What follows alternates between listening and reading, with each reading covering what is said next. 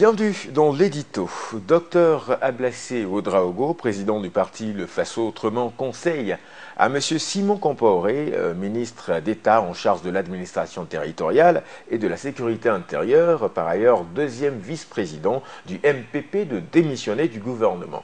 En réaction aux propos de celui-ci, lui demandant de se cacher après les élections, je dirais après les résultats obtenus aux élections du 29 novembre 2015. Je reçois pour en parler notre éditorialiste Ismaël Ouedraogo. Bonjour. Bonjour Roland, mesdames et messieurs, bonjour à tous. Alors, quelle appréciation faites-vous de cette situation conflictuelle entre ces deux personnalités de notre pays ?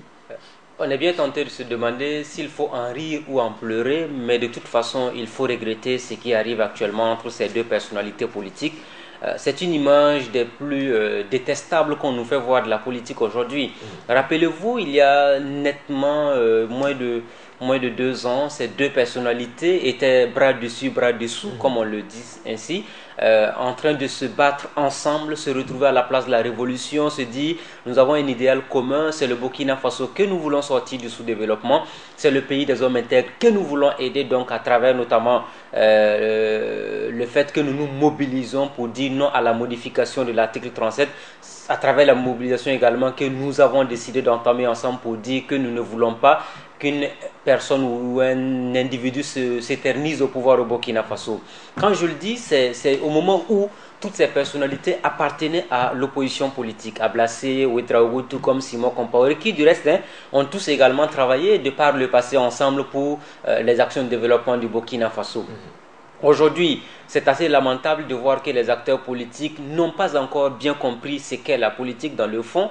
Au moment où on a une population qui est préoccupée par les questions de développement, au moment où nous sommes dans une logique d'attente majeure au sein des Burkinabés, pour beaucoup qui disent qu'on a un moteur diesel qui a du mal à bien démarrer au niveau de la gouvernance actuelle du Burkina Faso, on a besoin plutôt de propositions, d'actes conciliants, voire à la limite des personnalités politiques qui se disent nous sommes tous orientés vers un même objectif. Ce n'est pas parce que je ne suis pas élu cette année que je ne serai jamais élu. Ce n'est pas parce que je suis aux affaires aujourd'hui que je serai indéfiniment aux affaires. Donc par conséquent, l'un dans l'autre, si vous avez un idéal commun, parce que vous dites toujours nous défendons le même pays, la même nation, les mêmes intérêts, par conséquent, quand je parle d'intérêt, cela s'entend les intérêts du peuple burkinabé. Il n'y a pas de raison aujourd'hui qu'on tombe dans ces contradictions. Quand on regarde un peu la déclaration qui a été formulée, qui a été faite par Ablassé Ouedraogo, qui du reste avait souhaité être reçu par le président du Faso avant cette déclaration, et la déclaration est tombée, il a parlé de rocosité. C'est un néologisme qu'il a créé en sa manière pour dire un peu la morosité des affaires économiques. Et Simon Compaoré en réponse qui a dit quand on sort d'une bataille électorale anéantie, affaiblie, l'humilité voudrait qu'on se cache. En fait, au début, nous avons cru avoir affaire à peut-être une plaisanterie politique, un jeu d'amusement pour dire nous voulons détendre l'atmosphère politique au Burkina Faso, mais plus ça devient du ping-pong. Chacun donne un argument, l'autre répond. À la limite, on n'évolue pas. C'est comme si on était en train de distraire le peuple, mais à la limite, le gouvernement lui-même doit être conscient d'une chose. On n'a pas besoin de ces contradictions inutiles aujourd'hui par médias interposés. Ablassé fait une déclaration, Simon Compaoré répond, Ablassé revient à la charge. Si Simon, je ne sais pas par mégarde, en tout cas s'il n'est pas bien conseillé et qu'il se lève demain matin encore pour répondre à Ablassé Ouedraogo, ça donne quoi finalement? Il y a des problèmes sérieux dans ce pays. Il y a les défis sécuritaires importants à relever. Il y a la saison pluvieuse qui s'entame, qui est bien installée, parce que quand on parle de pluie, il faut penser également aux populations des zones rurales du Burkina Faso qui ont besoin de cette pluie abondamment pour pouvoir mener à bien la saison pluvieuse, la saison agricole. Il y a également donc la rentrée à préparer, parce qu'il y a différentes mesures qui ont été prises par le ministère d'État en charge de la sécurité. Il y a également le vote des Burkinabés de l'étranger, parce que Simon était en discussion avec le président de la CENI. Il y a tellement de choses à faire, des dossiers importants à traiter, que je trouve que c'est une perte de temps que de s'intéresser à ces dérives langagères de la part des uns et des autres. D'accord. À la lumière donc de ces contradictions, peut-on parler d'éthique politique dans notre pays?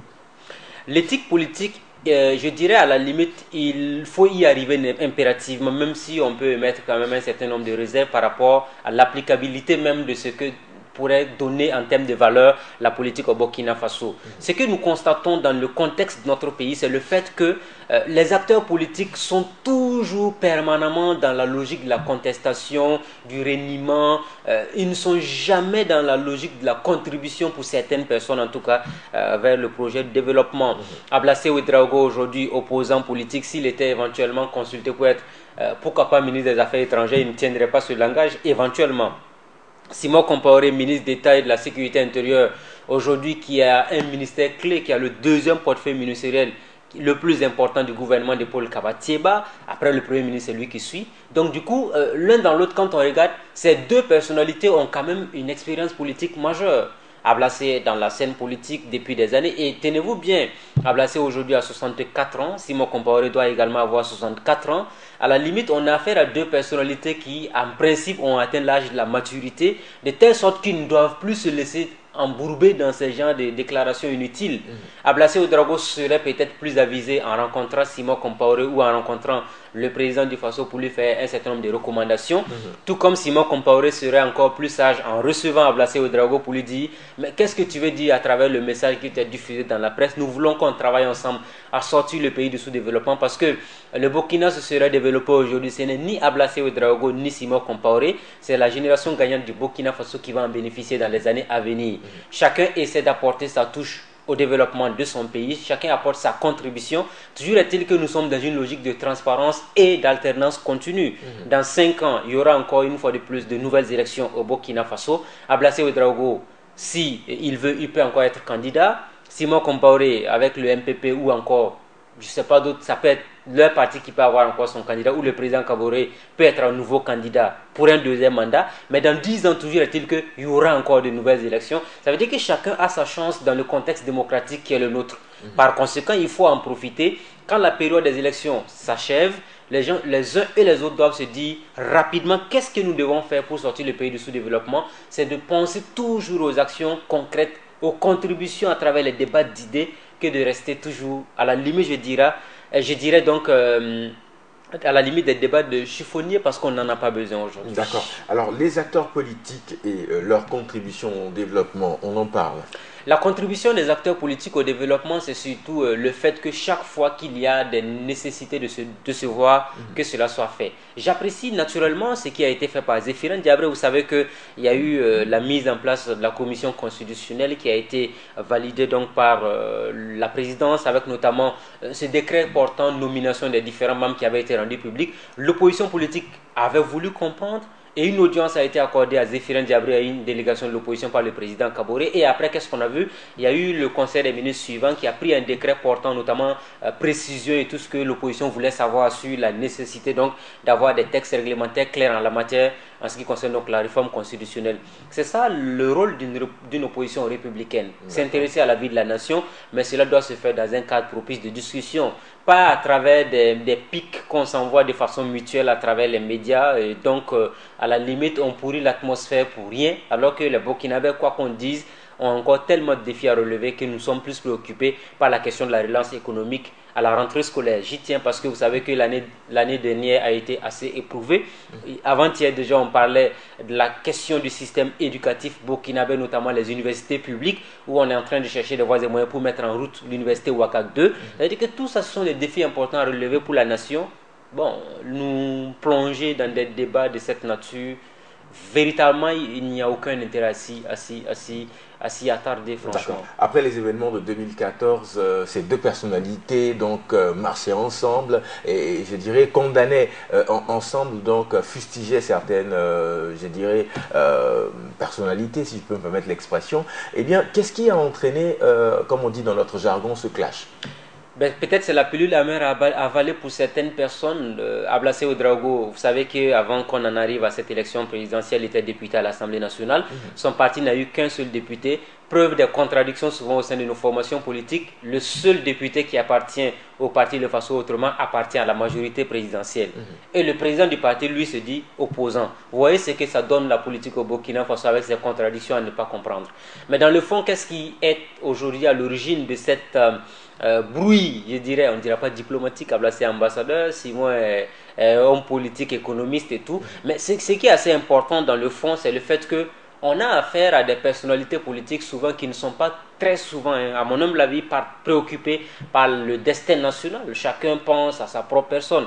Ablassé Ouedraogo serait élu député, aujourd'hui il n'aurait pas ce comportement. D'accord. Certainement qu'il se serait retrouvé à l'Assemblée nationale, il allait avoir un discours plus conciliant, mais bon, souvent on vous dit, hein, quand on ne parle pas de vous, surtout quand on est homme politique et qu'on tombe un peu dans l'anonymat de par les résultats catastrophiques qu'on a pu obtenir, c'est bien de faire des déclarations assez faisant du bruit, et puis bien, vous revenez dans l'actualité, vous avez vu que ces 2 derniers temps-là, il fait vraiment les choux gras de la presse, et c'est tant mieux pour lui, parce que quand même, c'est comme si on avait une cote de popularité qui avait baissé et qu'on tente par tous les moyens de se faire quand même obtenir une certaine sympathie auprès de la population. D'accord. Est-il possible que ces 2 personnalités travaillent à nouveau ensemble? Mais absolument. Il n'y a pas de raison que ces 2 personnalités... Est-ce que nous ne sommes pas au rouge? Non, pas du tout. Je pense que vous savez, les acteurs politiques, à la limite, sont souvent des comédiens aussi, quoi. Parce que vous allez voir tout ce qu'ils sont en train de faire au détour peut-être d'un banquet dans une représentation diplomatique. Quand les 2 vont se voir, vous allez voir qu'ils vont se taper les mains, voire même s'ils ne peuvent pas se débrouiller pour que la presse puisse filmer tout ça pour dire, enfin, vous savez, nous les hommes politiques, on se critique, mais dans le fond, nous sommes ensemble. Regardez un peu ce que l'image que véhicule. C'est ce que je disais la dernière fois quand je parlais de Saponé. Comment se fait-il que on voit souvent au niveau du plus haut sommet Zéphirin et Pirokma Christian Kaboré qui causent l'image qui avait été diffusée également quand Salif Diallo et Zéphirin Diabré se sont rencontrés à Tenkodogo où c'était la belle joie et tout. Mais au même moment, à la base, souvent ce n'est pas le cas qui est. Donc il faut impérativement partager ce discours-là et je dirais cette espérance à tous les niveaux. D'accord. Bien, merci à vous d'être passé sur ce plateau. Portez votre analyse sur, bien entendu, la situation, entre guillemets, conflictuelle entre nos 2 personnalités. C'était l'édito que vous pourrez retrouver, chers téléspectateurs, sur notre page Facebook Burkina Info TV.